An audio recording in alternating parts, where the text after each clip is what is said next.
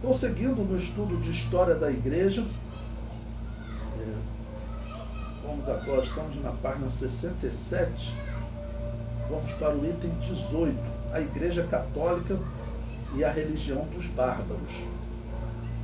Diz o seguinte: todas as religiões pagãs terão que se submeter ao domínio da Igreja Católica. O espiritismo celta, as divindades pagãs romanas e gregas serão dominadas. O espiritismo dos maias, astecas e incas se curvarão diante dela. O espiritismo africano terá que se curvar à autoridade dela. Os espíritos da mata dos povos nativos do Brasil serão massacrados. É importante lembrarmos o que essa instituição significa. Que autoridade é essa que os piores tipos de espiritismo se renderão a ela? Bom, irmãos, eu vou falar uma coisa aqui para vocês, e algumas pessoas podem até pensar que, por exemplo, eu estou falando alguma coisa assim, até de sendo deselegante em relação à Igreja Católica, né?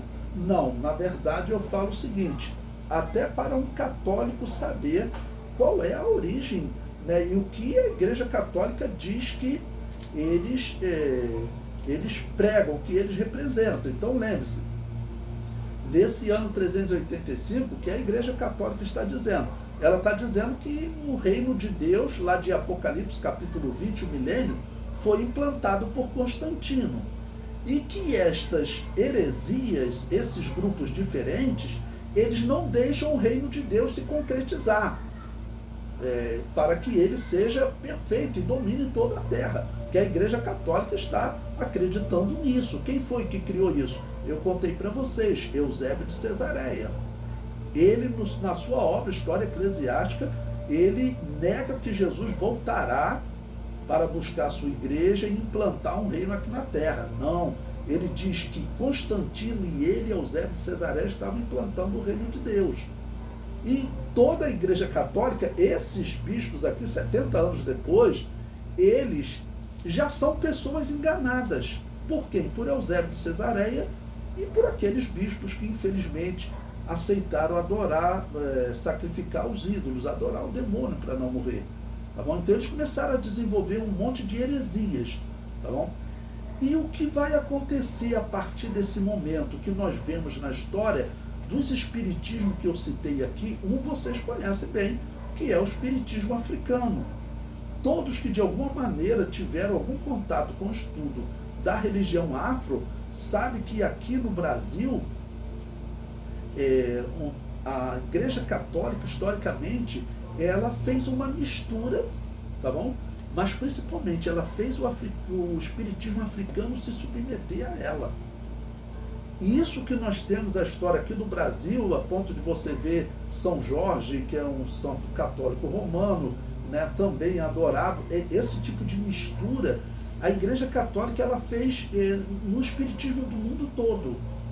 O espiritismo celta que eu coloquei aí para vocês, ele era um espiritismo terrível, que até seres humanos eram sacrificados aos deuses, que era a natureza para eles. A mesma coisa entre os incas, astecas e maias. Então eu falo o seguinte, essa instituição que diz para o mundo que o cristianismo foi a pior coisa que aconteceu para a história da humanidade, porque é assim que os historiadores veem o cristianismo. Por quê? Eles veem o cristianismo olhando pela história da Igreja Católica. Então eles falam, o cristianismo é a pior coisa que aconteceu na história da humanidade. Por isso que eu coloquei aquele livro para vocês, né,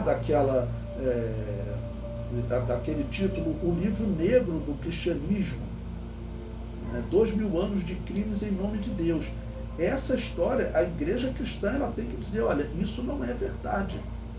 Então, o que nós vimos, na verdade, uma outra religião, que era a religião que dominava Roma, ela foi toda colocada na Igreja Católica. A Igreja Católica, até o culto a Deus a Mãe, hoje Maria é mais cultuada no mundo do que Jesus. Isso não faz sentido. Mas por que a Igreja Católica fez essa inversão?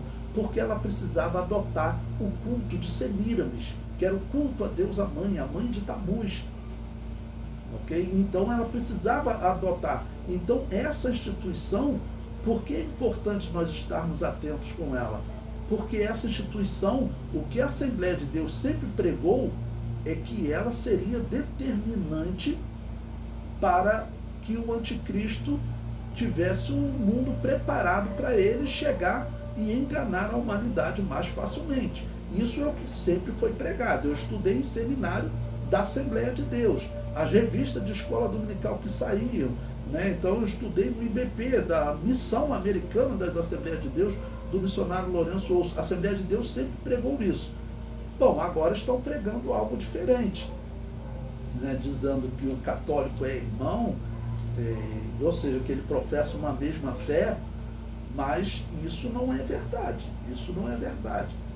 Se nós seguirmos por esse caminho, há pouco tempo me fizeram uma pergunta dessa na igreja, eu falei assim, olha, meu irmão, eu fui criado em uma igreja que no dia do culto aos mortos, que é um dia instituído pela Igreja Católica, a Igreja Assembleia de Deus enviava pessoas para evangelizar lá nos cemitérios, o católico que estava cultuando os mortos, e dizer para ele, olha, Jesus te liberta desse engano, porque os mortos não podem ouvir a tua oração e você não pode fazer nada para melhorar a situação deles. Era isso que o cristão ia fazer no cemitério. Agora, se ele passar a ser irmão, no próximo dia de finados, eu respondi, o que você vai fazer no cemitério? Você vai lá dar a paz do Senhor para ele? Então, a questão é profética, a questão é acreditar que a igreja, profeticamente, sabemos que uma parte será enganada nesses últimos dias, não existe dúvida disso, todos concordam que a igreja será enganada nesses últimos dias. A interpretação que a Assembleia de Deus sempre teve em relação a esse tema é: um dos enganos será um engano religioso. E esse engano religioso seria liderado por quem? Todos os professores falavam, Igreja Católica. O que nós estamos vendo nesses últimos dias? A Igreja Católica levando à frente o seu projeto de unir as religiões, e aquela Assembleia de Deus que dizia que essa instituição iria preparar o caminho do anticristo, hoje essa Assembleia de Deus está abraçando essa religião. Né? Porque se você tem a maior Assembleia de Deus do Brasil e talvez a maior do mundo, mostrando uma aliança com o Vaticano, inclusive chamando o Papa de Sua Santidade, quando a Assembleia de Deus sempre pregou que ele é o representante do engano, muitos livros de escatologia colocavam ele como possível anticristo ou como possível falso profeta, o auxiliar do anticristo. Veja, tem sites católicos reclamando da situação dessa igreja, porque, como eu disse, não foram só o espiritismo africano e celta, o espiritismo dos astecas, dos incas, dos maias, todos eles sofreram torturas e foram mortos se não aceitassem esse batismo católico, se não entrasse para essa igreja. Então essa instituição, o propósito dela é enganar. Né? Não dá para nós nesses últimos dias sermos enganados assim tão facilmente. Mas acredite, é isso que está acontecendo. Né? E o que nós concluímos disso é que realmente nós estamos muito próximos do fim. Nós estamos muito próximos do fim.